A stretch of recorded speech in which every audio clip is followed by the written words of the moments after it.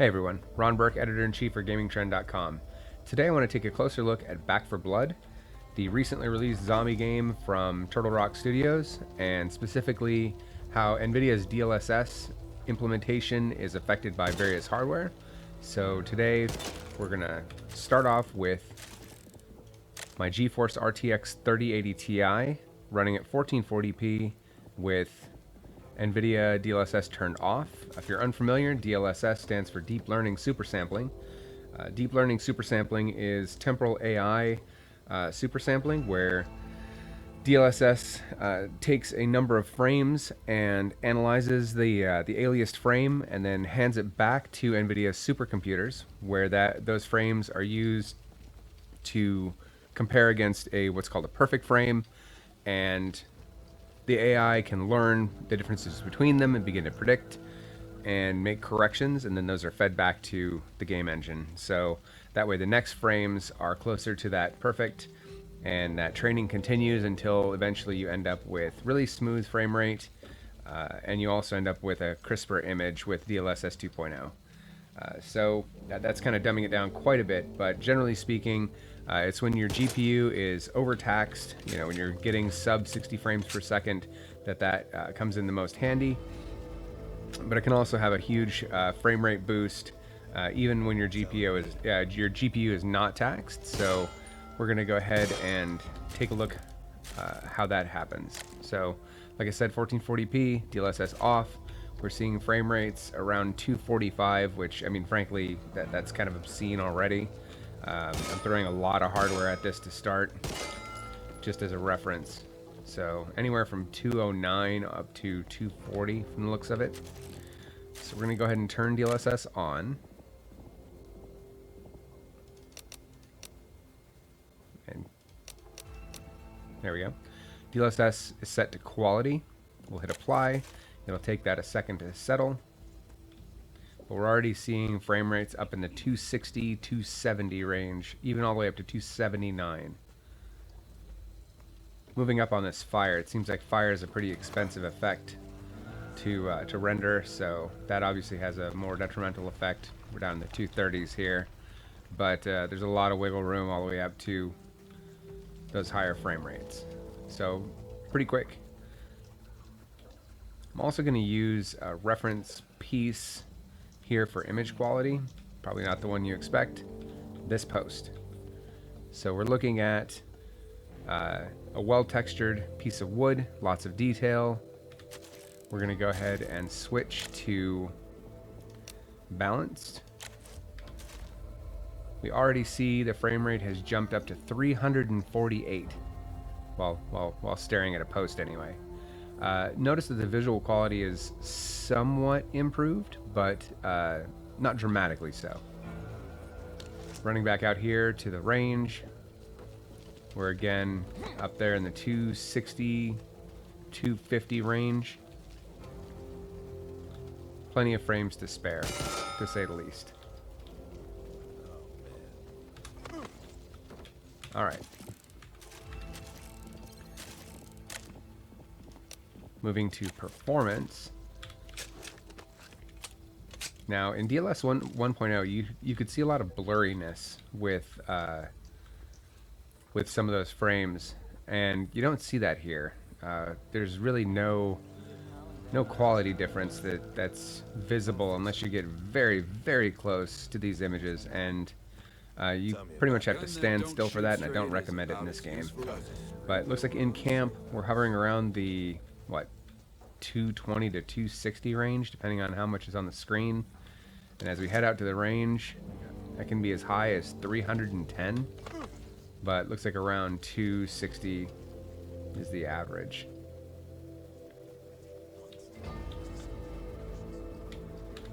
So we're going to go ahead and jump to ultra performance. So that should give us the highest possible frame rate that we can get. Looks like we're over 300, 285, 293, 288, 300, 309, 313. Again, we see a pretty decent drop when we're looking at fire, but even then we're at 290 something. So this is easily a 300 frames per second setting with no perceptible quality difference for image quality.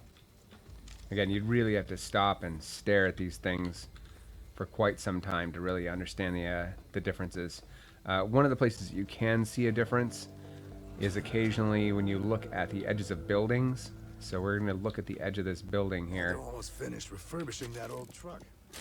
We'll jump all the way back up to quality. All right. Yeah, you can see some slight edge improvement in quality on these two buildings here where I'm moving my cursor. But it's so minimal. And again, this is a game that you're not going to stop and smell the roses, so it's just the slightest bit of difference. Unless you're looking for it, you're probably not going to see it. Alright, so we're going to pause here. We're going to jump up to 4K, and we're also going to drop down to 1080p and see what sort of difference it makes. So we're going to hit 1080p first and see what effect that has on frame rate and image quality. Hold on right 1 second, and I'll be right back. And we're back. And we're at 1080p. Right out of the gate, you can see there's a huge quality difference between 2K and 1080p. Looking over by the fire, you can see there's a blurriness to the textures. You can see that there's a lot of edge aliasing. There's a lot of flickering. Honestly, 1080p, oof. You can really see it on the edges of the buildings. There's a general kind of streakiness to the whole thing. We're gonna do the same exact, yeah, see, look at the weird shininess at the edges of the car. All that is gone at higher resolutions. It's crazy what happens on these lower resolutions. All right, we're gonna drop this back down to off, like we did before. 1080p is not pushing this card at all, not even a little. So even with DLSS turned off, realistically, this is not. If you had this kind of hardware, you're not going to run this resolution, but just the same, 334, 352, 360, 370. Seems like the average is right around 300 though. So we're going to go ahead and enable DLSS. I actually don't expect to see any significant improvement. We're going to pop back in here since we've set everything to quality and see if it improves the edges on these buildings. We're going to go right back to where we started. So this is probably the biggest difference in DLSS. Notice all of that jaggedness is gone. All that flickering that was happening here on this tower is gone. Looking at the fire, it now looks crisp. All that streakiness is gone. So if you ever needed a reason to use DLSS beyond frame rate, you're looking at it. All right, so heading back out to the range. So we're up into the 320s. Again, we're not really pushing the CPU or the GPU at this resolution. This game is well optimized for the hardware, so 313, 314, very high frame rates, and that's at the quality setting.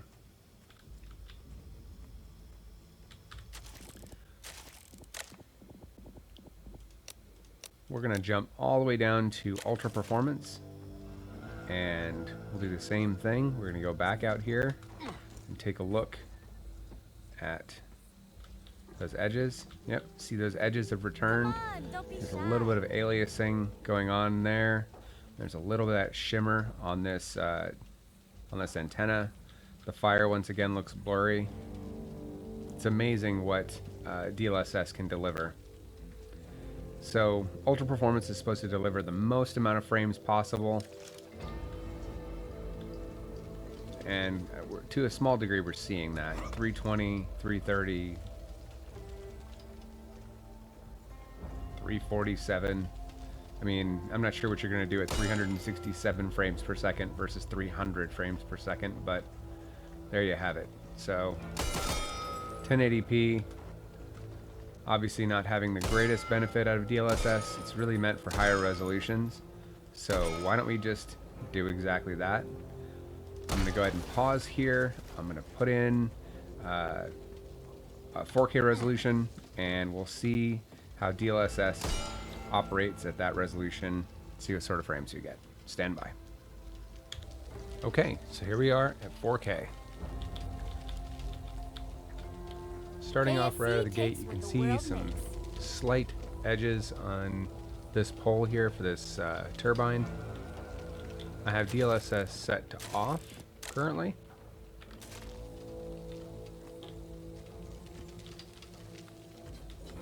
We're seeing frame rates around 120. And again, this is running at 4K on a 3080 Ti. 120 to 140 in the camp. Up close, no weird jagged edges.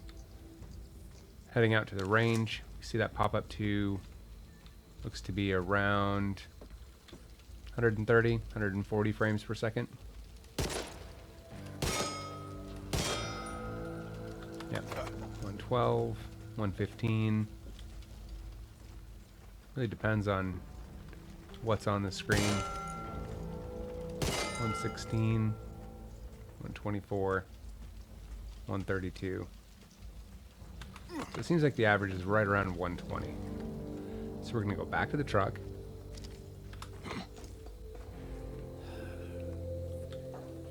And we're going to turn on DLSS.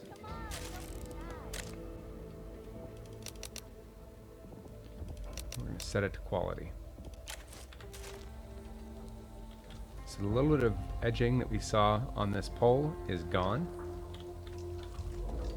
Just like we saw in other quality settings. This is about as crisp as it gets. And you'll see that we're already up to 140, 130 frames per second. Looking at the edges of the things, looks like all that little bit of aliasing is gone. We're around 130 frames per second in camp. We're going to head out to the range. And it looks like we're in the 140s. 130 to 140.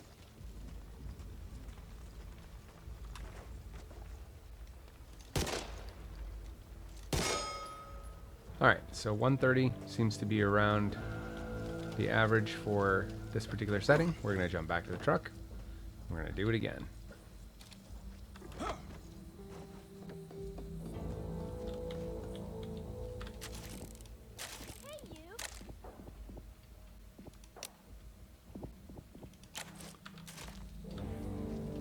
Balanced. Very little difference. Looks like we're in the 140 to 155, 160 range, depending on what you're looking at, the density of the environment. You need for your firearms. But it seems like we picked about 10 frames with this setting. Heading to the range. Yep, we're already seeing that in the 150 to 160 range. So another 10 to 15 frames with that simple setting with no real measurable quality difference.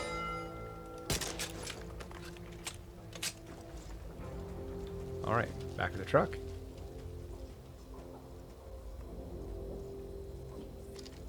I find this truck is a good point to start just because of how many edges there are on the screen in this camp. Alright, performance.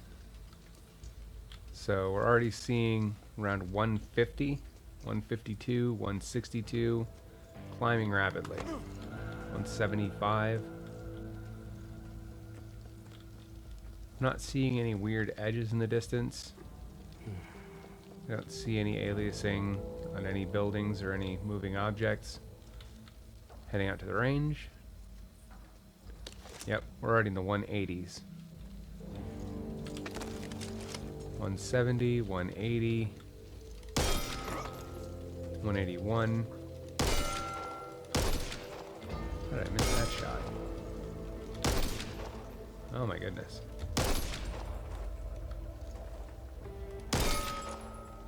So yeah, seems like the average is around 160 to 170, with as high as 180 at 4K resolution. I don't know of too many 4K 144 monitors out there, much less anything like a 4K 240 quite yet. So there's plenty of headroom to play with. Ultra performance. So this should be as fast as it can possibly go at 4K. 170 in the camp, 176, 184, 188, 192.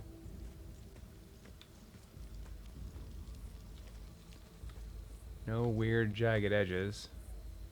No aliasing, no shimmering.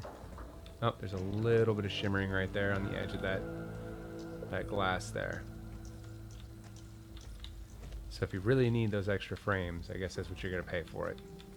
Heading out to the range, we're already in the 200s. Now I'm not sure what you're going to do at 200 frames per second that you weren't able to do 180 frames per second or 160 frames per second at 4K, but there you go. 188, 176, 184, 182. So yeah, it seems like you're in the high 180s, low 190s, or even as high as 200 at 4K resolution. So obviously this is what happens when you throw a metric ton of hardware at this. So the question is, what happens on something like a, I don't know, an RTX 3060 or a 2080? So we're going to pause here for a second. I'm going to grab a 3060, I'm going to throw it in the machine, and we're going to do the benchmark again. The 3060 is pretty much the lowest 30 series card you can get, at least until NVIDIA confirms or denies that RTX 3050 and 3050 Ti. So let's take a closer look and see how much of a benefit DLSS is for a lower end card like that. Stand by. With the 3060 loaded, we're seeing 53 frames per second at 4K, which is pretty impressive. This little card has managed to pull out some serious frames, even at a resolution that I didn't think was possible. We're starting with DLSS turned off, as we always do. Now we are seeing a little bit of jitteriness. We are pushing the card pretty hard. We're at 98% utilization, so this is precisely when DLSS is needed. We're pretty much maxing out the card. But still, we're managing to hit 4K 60. That's impressive. Seems like we've got drops all the way down to the 50s. Heading back out to the range, though, we see that pop up to 57, 58.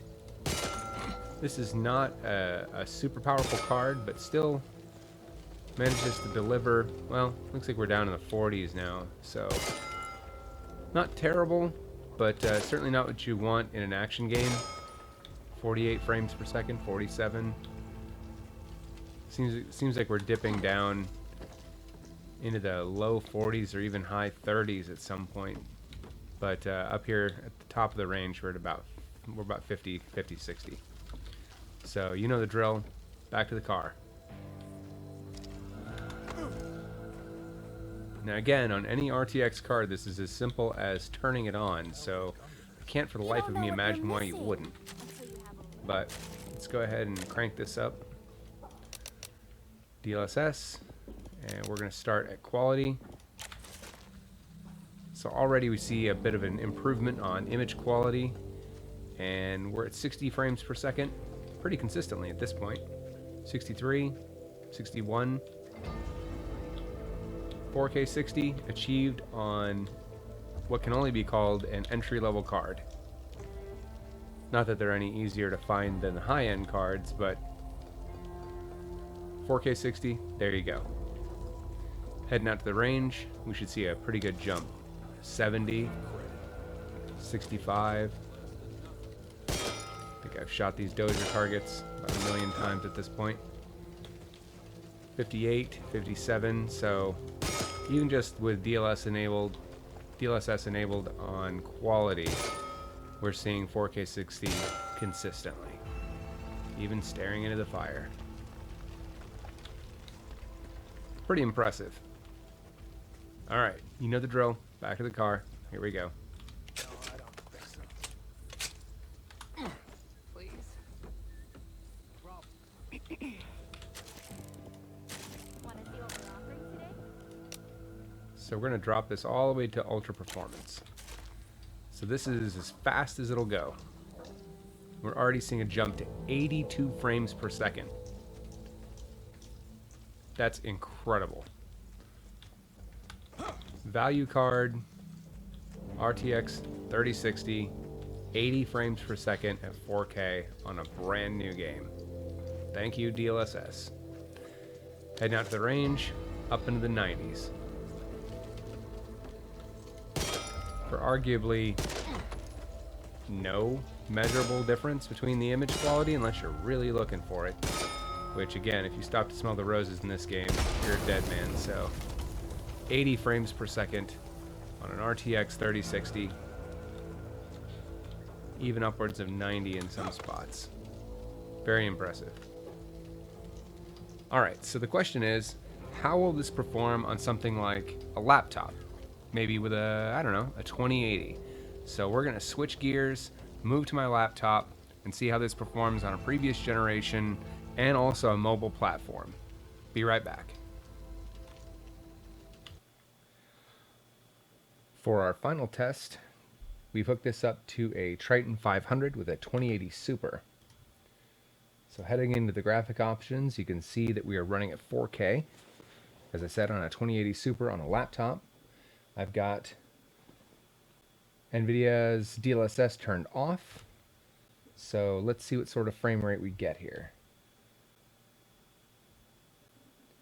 Looks like we're down in the 40s. Certainly not terrible, especially given that this is a previous generation laptop card. Still looks pretty great. I mean, in terms of graphic quality, it's perfect, but frame rate's decent enough, 40 somethings to 50 somethings. So now let's go ahead and enable DLSS. And we'll go ahead and leave it on quality.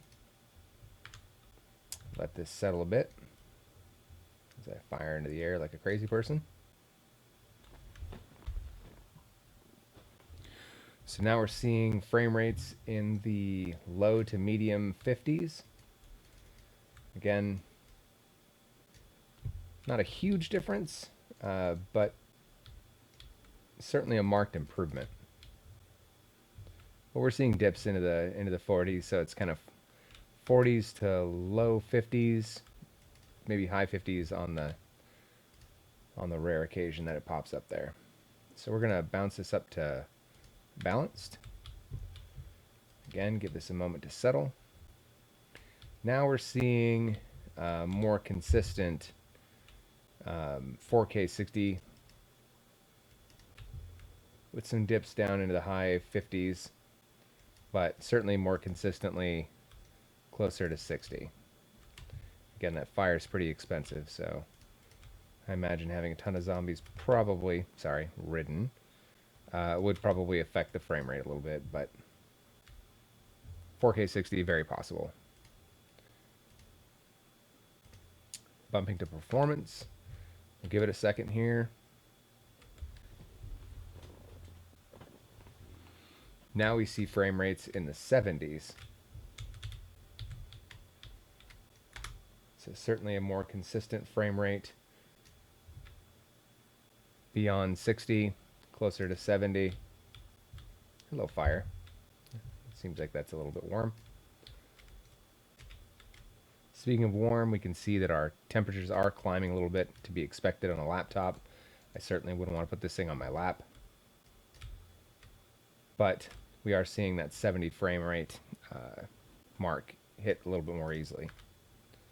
For the final stop on this train, we're going to set this to ultra performance, give it a second to settle.